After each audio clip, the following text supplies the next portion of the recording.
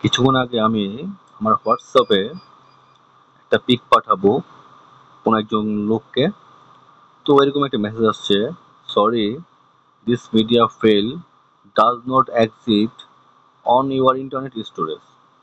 তো আমার সমস্যাটার জন্য আমি কি করেছি, হোয়াটসঅ্যাপের স্টোরেজে গিয়েছি,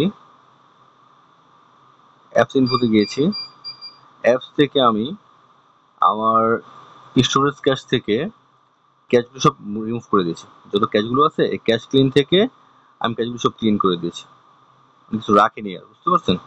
তো যাই হোক, এটা করলে অনেক সময় হয় না, এটা করলে অনেক সময় হয় না।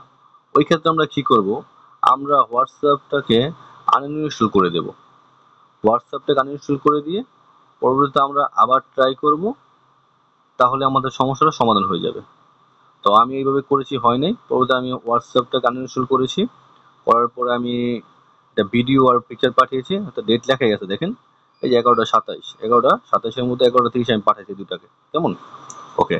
তো এখানে বাজাইলো আপনার দেখেন উপরে টাকবারে 11টা 31 লেখা আছে। তো কিছুক্ষণ আগে আমি এটা পাঠাইছি, ওই সময় যায়নি, আর এখন এটা সেন্ড হয়ে গেছে, কেমন? ওকে। এই যে এটা 12টা 2-এ পাঠাইছি, এগুলো সেন্ড হয়নি। তো অ্যাপসটাকে আনইনস্টল করে ইনস্টল করলেই ইনশাল্লাহ সমস্যার সমাধান হয়ে যাবে।